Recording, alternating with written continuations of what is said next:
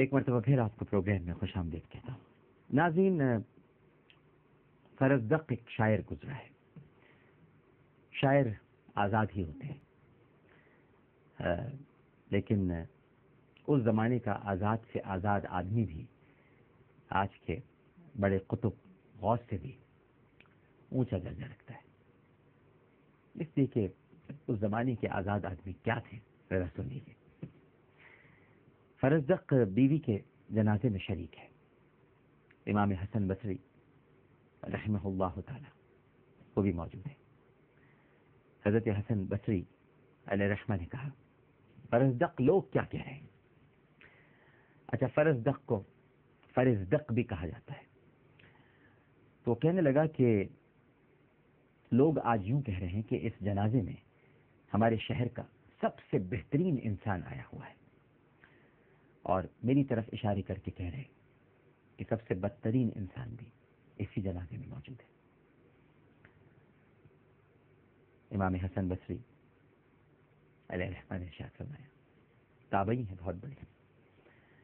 اچھا یہ بتا، چل چھوڑ لوگ کیا کہہ رہے ہیں، یہ بتا کہ تو نے پھر آج کے دن کے لیے کیا سامان تیار کر رکھا ہے. انہوں نے کہا کہ اے امام، میرے پاس کچھ بھی نہیں ہے، بس اسلام میں بوڑھا ہو گیا ہوں. میرے پاس کچھ بھی نہیں ہے، بس اسلام میں بوڑھا ہو گیا ہوں.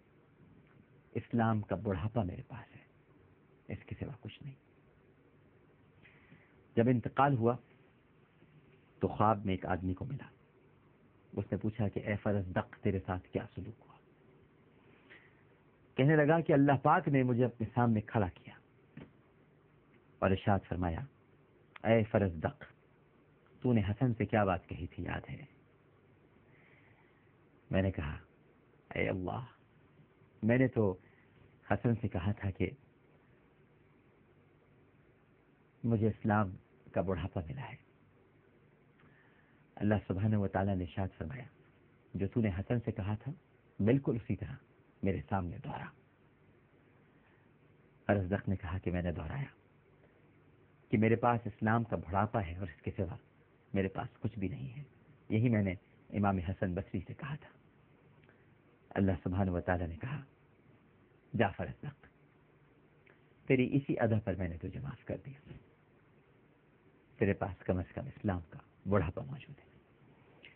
احیاء العلوم میں لکھا ہے ناظرین کرام کہ فرزدق اپنی بیوی کی قبر کے پاس جا کر اکثر یہ شعر پڑھا کرتا تھا، جس کا ترجمہ ہے، اے اللہ، اے اللہ، اگر تو نے مجھے معاف نہ کر دیا تو قبر کے علاوہ قبر سے زیادہ تنگ جگہ اور بھڑکنے والی آگ کا مجھے خوف ہے. اے اللہ، اگر تو نے مجھے معاف نہ کیا. ناظرین کرام، یہ خوف، یہ میرے پاس صرف اسلام کا بڑھاپا ہے. اب دیکھیے، یہ دیکھا جائے تو بہت ہی معمولی سی باتیں ہیں ان لوگوں کے لیے جو بڑے متقی، پرہیزگار اور تقوی میں ہی ساری زندگی گزار دیتے ہیں، لیکن اللہ کی پریولیج اور اس کا استحقاق، اس کو کس کی کون سی ادا پسند آ جائے، کس لمحے منہ سے نکلی ہوئی کون سی بات جہنم کا گڑھا بن جائے اور کون سی بات جنت کا باغ بن جائے. اسی لیے تو کہتے ہیں کہ زبان کی حفاظت کرنی چاہیے. دیکھیے فرزدق نے کیسی بات کہی. اللہ سبحانہ و تعالیٰ نے کہا، میرے سامنے دہرا، اور جیسی دہرائی فرمایا، جا میں نے تجھے معاف کیا. ایک شخص نے ایک بزرگ کو وفات کے بعد خواب میں دیکھا اور پوچھا کہ اللہ سبحانہ و تعالیٰ نے آپ کے ساتھ کیا معاملہ کیا؟ فرمایا کہ اللہ سبحانہ و تعالیٰ نے میرا نامہ اعمال سیدھے ہاتھ میں دیا. اس میں مجھے اپنی ایک لغزش نظر آئی. ذرا انداز گفتگو دیکھیے کہ اس میں مجھے اپنی ایک لغزش نظر آئی. میں اس کو پڑھنے سے شرمایا اور عرض کیا کہ اے الہی، مجھے رسوا نہ کر. اے بار الہ، مجھے رسوا نہ کر. ارشاد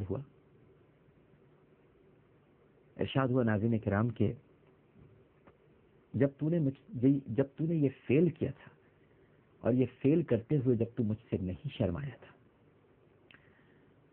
اور میں نے اس وقت جب تجھے رسوا نہیں کیا تھا، تو آج جب تو مجھ سے شرما رہا ہے تو میں تجھے کیوں رسوا کروں گا؟ جب تو گناہ کرتے ہوئے مجھ سے نہیں شرمایا تب میں نے تجھے بچا لیا.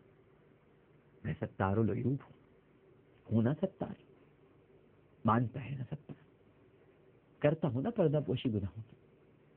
جب تو نے گناہ کیا اور نہیں شرمایا، تو جب آپ یہ سوچئے کہ وہ شخص اب اپنے گناہ پر شرمسار ہے، تو پروردگار نے کہا آج تجھے کیوں رسوا کروں گا؟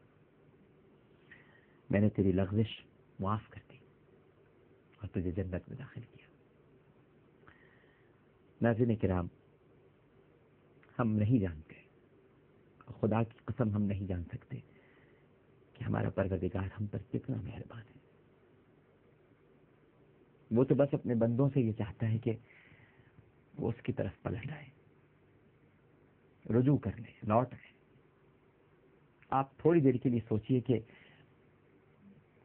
کسی عام انسان کے سامنے آپ کھڑے ہو جائیں اور آپ کی کوئی لغزش، کوئی غلطی اسے معلوم ہو، تو وہ ذرا دیر نہیں لگائے گا دنیا کو بتانے میں تاکہ آپ کو بدنام کر سکے. لیکن وہ جو قادر ہے، جو ہر شے پر قدرت رکھتا ہے، آپ اس کی شان کریمی دیکھیے کہ آپ گناہ کرتے ہوئے جب نہیں شرماتے اور جب اس کی بارگاہ میں کھڑے ہو جاتے ہیں اور سب کچھ واضح ہے، کھلا ہوا ہے، سامنے ہے، تب بھی وہ آپ کو رسوا نہیں کر رہا، تب بھی وہ آپ کو بچا رہا ہے. کوئی ایسا مہربان؟ ہے کوئی ایسا کریم؟ اور کوئی ہو سکتا ہے ایسا مہربان؟ اور کوئی ہو سکتا ہے ایسا کریم؟ نہ کوئی ہے، نہ کوئی ہوگا، سوائے اسی کے جو ہمارا مالک ہے، ہمارا پروردگار ہے. ہمارے گناہوں کو چھپاتا ہے، ہمارے گناہوں کو جلاتا ہے اور ہم کو اچھائیوں میں جلاتا ہے. ناظرین کرام، بس اسی سے مانگیے، اسی کی بارگاہ میں جھک جائیے اور کبھی مایوس مت ہو. اے گناہگاروں، مایوس مت ہو. پروگرام پیش کرتے ہوئے کوئی غلطی، کوئی سہس، تو اپنے رب کے حضور معافی کا خواستگار اور توبہ کا طلبگار ہوں. میری کسی بات سے آپ کا دل دکھا ہو یا میں نے کوئی ایسی بات کہہ دی ہو جو آپ کی طبیعت پر گراں گزری ہو، تو میں آپ سے بھی معافی مانگتا ہوں. عامر لیاقت حسین کو اجازت دیجیے. کل اسی پروگرام کے ساتھ، اسی چینل پر انشاءاللہ پھر حاضر ہوں گے. اللہ حافظ.